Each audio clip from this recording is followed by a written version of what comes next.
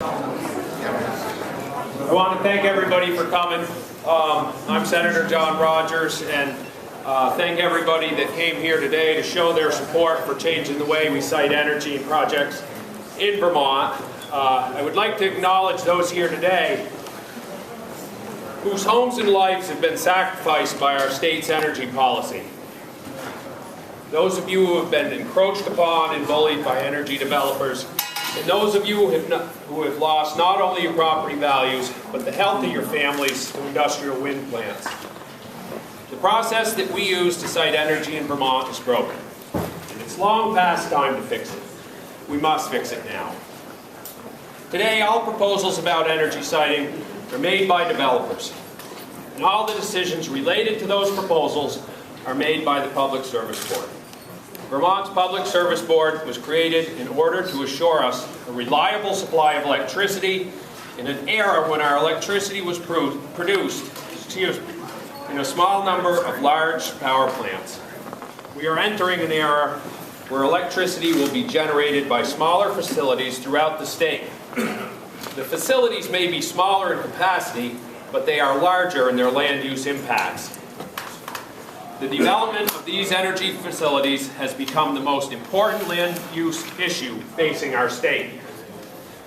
These critical land use issues are being overseen by the Public Service Board. The Public Service Board was never set up to oversee land use on this scale. But what is happening today, that is what is happening today with energy siting. Our energy siting policies and processes have become anti-environmental and anti-democratic. Our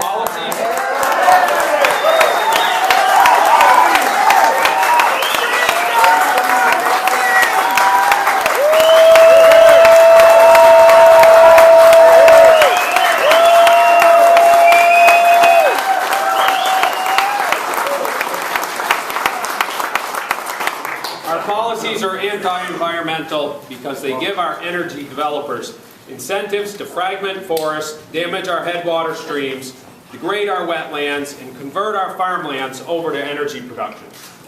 These developments will worsen the very effects of climate change that we must strive to avoid. Extinction, exposure to flood risk, threats to our supply of clean water, and the loss of food security. Our energy siting policies and processes are anti-democratic because they give local governments and concerned citizens too small a role. Okay. They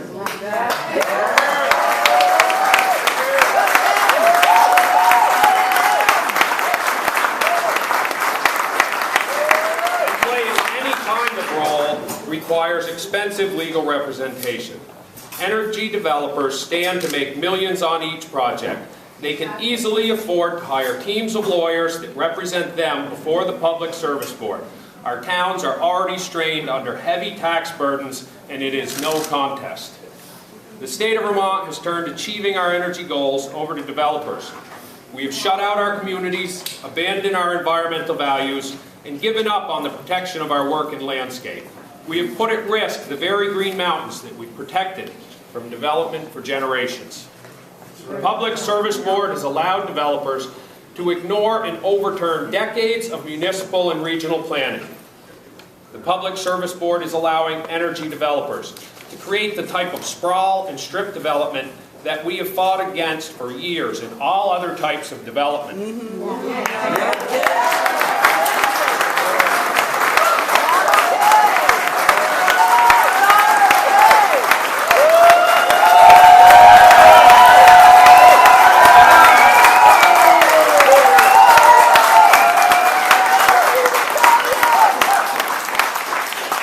The result is a grassroots rebellion against Vermont's energy policies.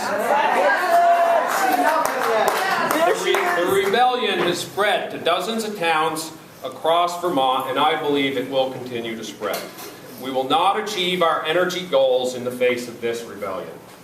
I offer a two-part solution to this problem.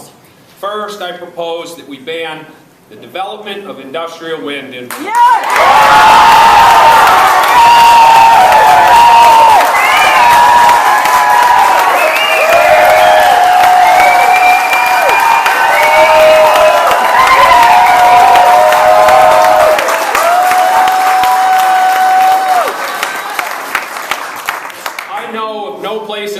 state where we can place industrial wind turbines without creating an unacceptable level of damage to our environment and our people.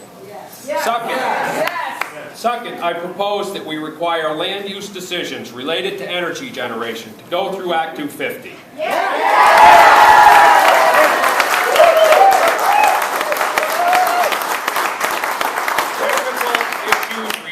Energy generation should continue to be overseen by the Public Service Board. That is what the Public Service Board is good for. For decades, we have relied on Act 250 to protect Vermont's landscape, and that's what Act 250 is good at. I want to first talk about turbines. In 1968, Vermont passed a landmark anti-billboard law.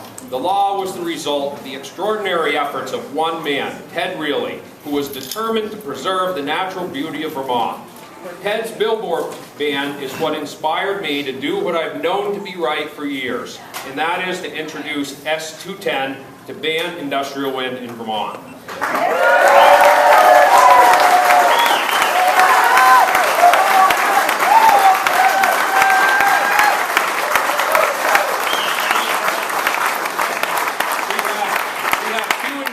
Wind plants in my community, and they create much more public harm than public good.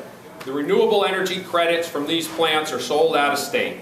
Some of the credits are sold to Connecticut, which has a virtual ban on industrial wind.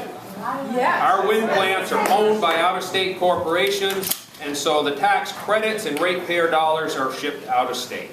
But the homes and the families that have been sacrificed are here. The environmental damage is here. The communities that have been torn apart by this development are here. It's time that industrial wind goes the way of the billboard and is banned in Vermont.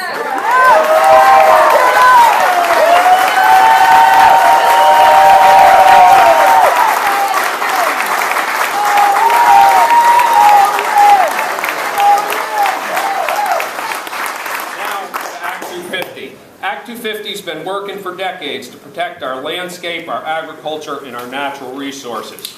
Act 250 gives our communities and our neighbors a voice in land use decisions. There are people in Montpelier that think that's a bad idea. They say that if towns are given control over energy development, then no energy development will happen. They don't have much faith in Vermont's people and her communities. I do.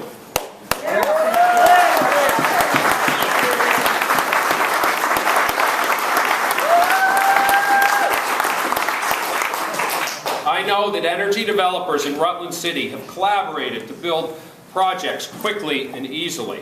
This collaborative approach should be employed in neighboring towns where projects are contested and development is slow, painful, expensive, and unpopular. We can also look to our neighbors to see local control of projects works. In Massachusetts, much of their solar has been deployed through local zoning. In New Hampshire, all but very large projects are handled through a local process. In Vermont, we have no local control, and Vermonters are becoming increasingly angry because of it. Abraham Lincoln once said, "Public sentiment is everything. With public sentiment, nothing can fail. Without it, nothing can succeed." Public sentiment...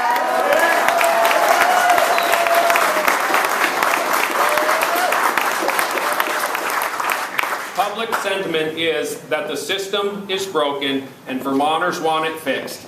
And that is what my proposals do. Thank you.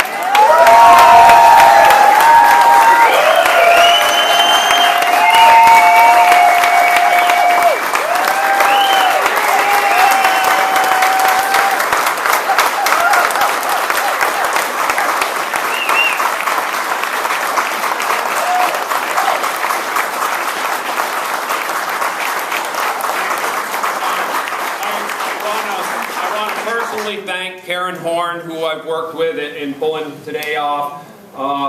Her members that just gave testimony before the Senate Natural Resources and Energy Committee, I think gave some of the best testimony that we've heard in years. And I really appreciate them all being here and her efforts to pull this together. And Karen, would you please come up and say a few words? Yeah.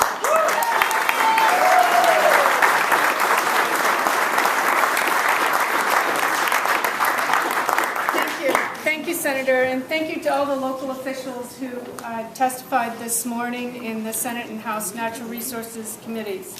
I think every single one of the local officials who testified this morning said they're supportive of the 90% by 2050 goal for renewable energy that Vermont has set. The question is, how are we going to get there, and where are the decisions being made? Through November, according to the Department of Public Service,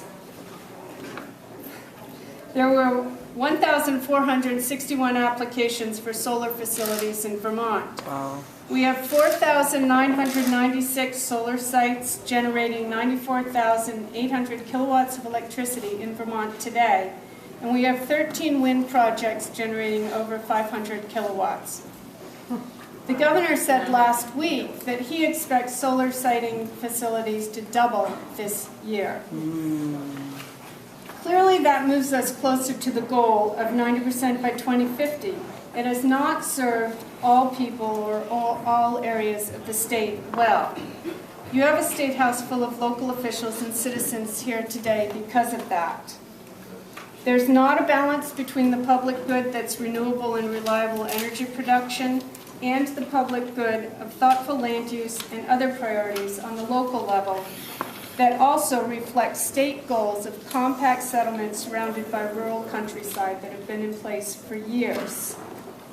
VLCT's adopted municipal policy calls on the legislature to ensure that Vermont's energy supply remains reliable and the Public Service Board restores balance between the transition to renewable energy and the protection of land use priorities established in municipal plans and state land use goals.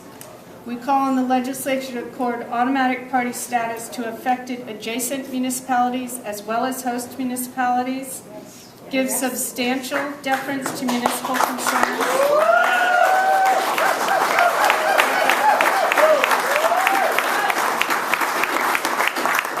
I'm not actually accustomed to that kind of argument. The PSB should include all local decisions concerning the project in their dockets. They should formulate areas of inquiry based on those local concerns, and they should specifically address and answer those concerns in any certificate of public good that they hand out. Yes. Thank you. Yes.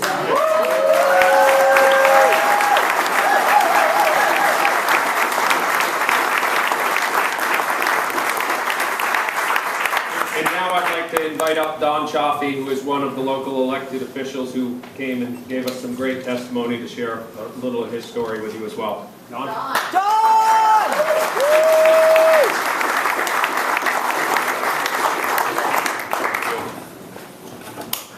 Thank you, Senator Rodgers and Karen, for all your hard work and your kind words. And thank you, citizen organizers of this entire event. You are the heroes. You're the sleeping tigers that have been awakened by the onslaught of the industrial renewable juggernaut. And you have proven today just what democracy means and what it's all about. Right here, right now, in these halls today, this is true constituent democracy. Yeah.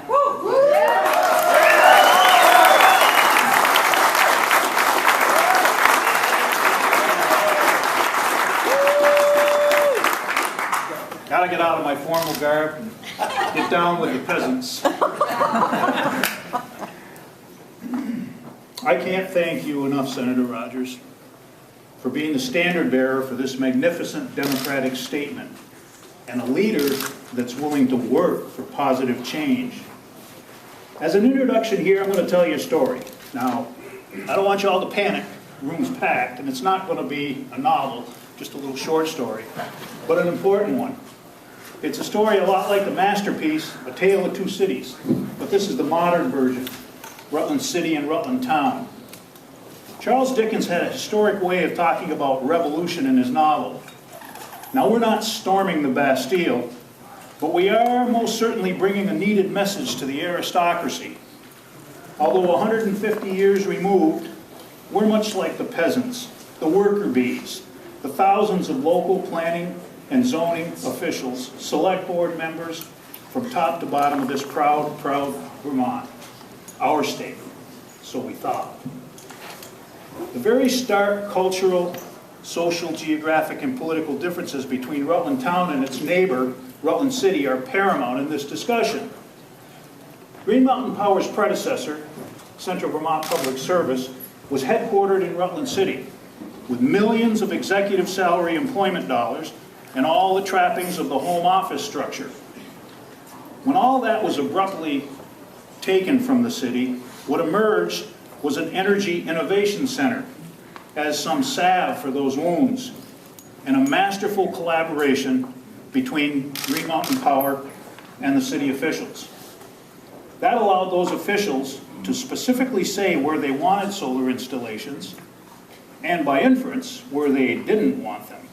This was the genesis of the solar capital of Vermont, and indeed New England. Lots of press on this subject. The solar capital of the world. How wonderful. Rutland City's neighbor to the north, south, east, and west, Rutland Town, 3 times the geographic area, with only 1/3 the population, was not anywhere near as fortunate, or let's say worthy, of such collaboration.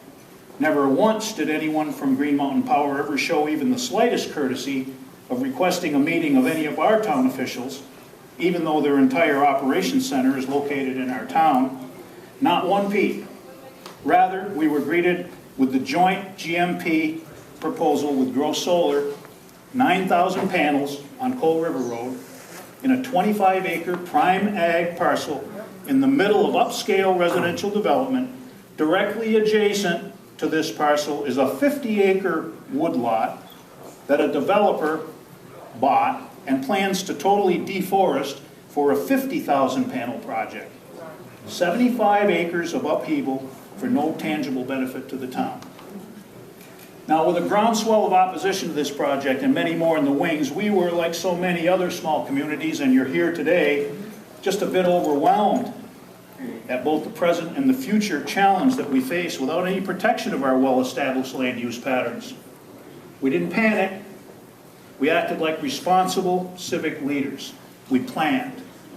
That took the form of researching a basic document for renewable energy siting. We then asked for our Planning Commission to craft changes, modifications, and additions to this document and hold hearings and present it to the Select Board. We then did the same, very deliberatively and thoughtfully, and held our own hearing process.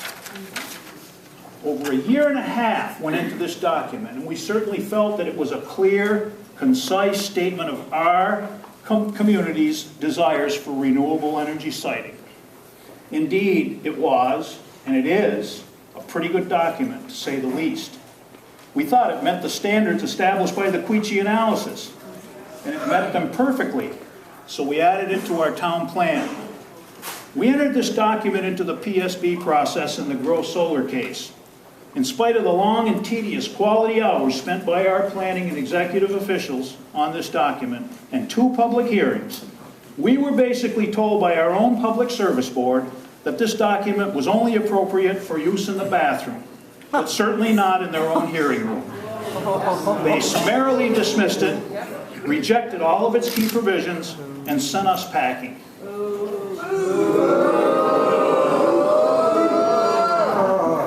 Now you may say, and you just did, well, that's pretty frustrating. So what do we do next? Well, we're not anarchists. We follow the law. So we, as a small yet determined community, took our case to our Supreme Court in hopes that they, as the last state arbiters in this dispute, would feel, as we have, that the PSB must honor its own mission and principles, and also the law, and not be allowed to summarily dismiss the communities of this state with decision after decision that disregards local planning. That case is pending as we speak here today. But we couldn't stop there, knowing that we were but one small David to fight the Goliath of federal energy credits and tax credits and renewable energy credits and millionaire investors, mostly from out of state, and the entire industrial renewable combine with all their green speak. We had to have more help, a lot more help. And so we drafted the Rutland Town Solar Resolution with all its whereases and wherebys and so forth, The "be it resolved" clause is the most important, and it basically says, we want the lands of our state back, town by town. We don't want deference, we don't want consideration, due or otherwise. What we want is standing. We want local and regional planning documents to control land use decisions within a municipality. No more?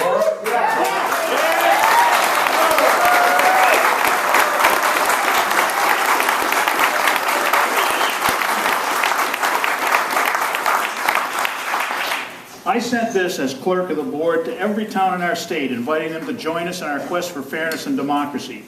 Democracy for we, the people. And here we are. And now we're not so puny. I think our founding fathers would be proud of us. Our fervent hope is that our leaders will not make the fatal mistake of the past with the response of, let them eat cake. Yeah. We would much prefer the gourmet meal of our precious, scenic, and long-cherished, unspoiled landscape.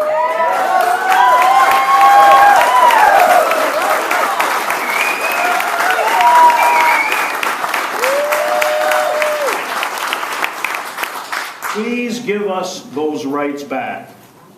At the beginning of this quest, like the fearless lieutenant leading my men in Vietnam, I looked behind me and I didn't see many troops. Oh my gosh. Well, guess what? The reinforcements have arrived.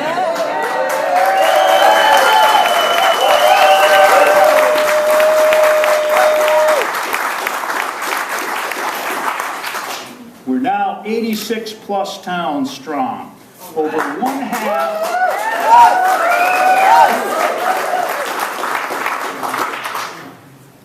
one half of the representative districts of Vermont.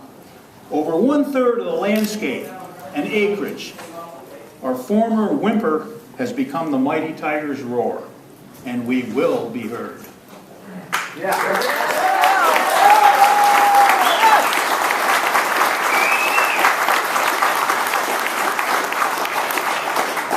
Thank you so much. We will be heard because we have many voices. We have the strong and long voice of VLCT through Maura Carroll and her very capable Director of Public Policy, Karen Horn. And her statement. Now, as you know, VLCT has just published a very powerful and a very specific statement on behalf of all its member towns demanding return of land use decisions to VLCT's board members, or member towns. Our legislature needs to heed that message.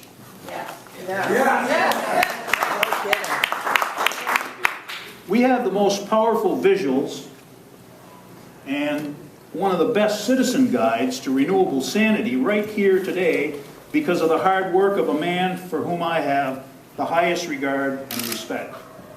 He's right here today somewhere. I haven't spotted him yet, but I will. And his name is Mark Whitworth.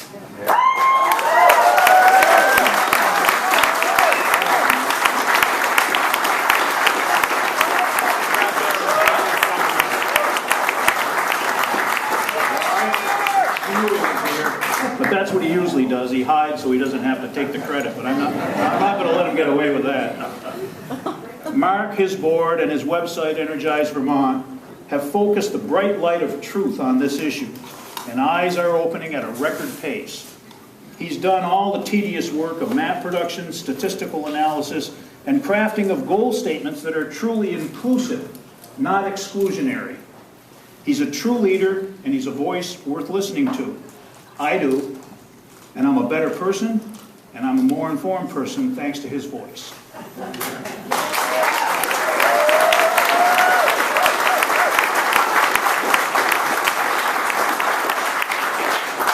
Now, I wasn't going to do this, but I can see that your attention is still here, and I feel it's necessary because I timed it and it's 1 minute and 7 seconds.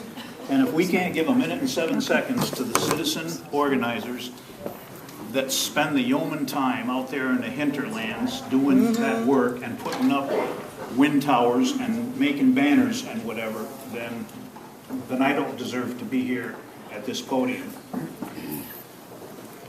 These are the names that deserve to be stated, and they represent the grassroots movement throughout our proud state. citizens like Sally Colopy and Christine Lang. I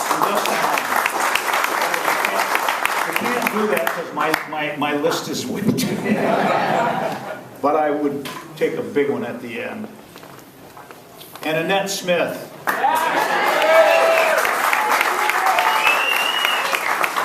Ann Morse and Ed Stanek and Peggy Sapphire and Randy Cope and Stephanie Kaplan and Steve Gorelick, Susanna Jones and Candy Mook and Rebecca Boulanger and Dan Fitzgerald and David and April Howe and Frank Seawright and Harrison Snap and Heather Boyer and Judith Jackson and Kathleen Nelson and Lisa Kissel, Lisa Wright Garcia, Luann Therian, Mac Ingalls, Melody and Scott McLean, Michael Sandville, Mike Nelson, Nancy Tips, Paul Bruja, Robin Clark, Ron Holland, Vanessa and Susie Seymour and Shana Ratner and John Brabant, Noreen Hessian and Monique Thurston, Elizabeth Cooper, Steve Wright, Pat Segui, Lucas B. Snelling, and last but certainly not least, Brian and Penny Doobie. Of course,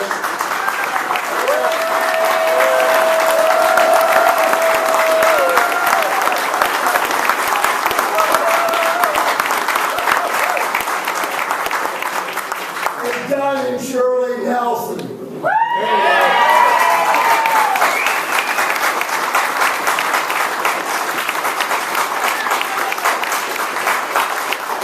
Of course, when you do this, I neglect the many others who have certainly not included here, but I offer my sincere and heartfelt apology for that. You should all know that we all here acknowledge your hard work and your commitment. And last, Senator John S. Rodgers.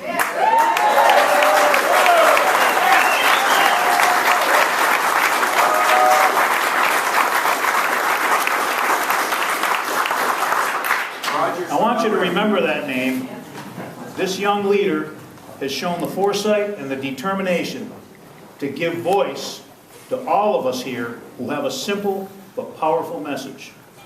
We, the people, want our birthright, the local control of our lands, back. Yes.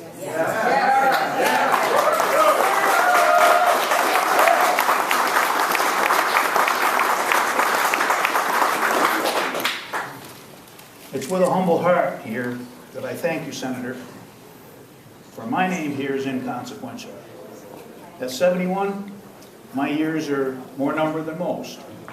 But you, Senator, have given our voice strength here today. Strength in the roar of 86 proud communities throughout our entire state. Listen to us. We are strong and we are a powerful voting constituency, and we're growing larger and stronger every day, and we will be heard, and we want action, and we want it now. Now.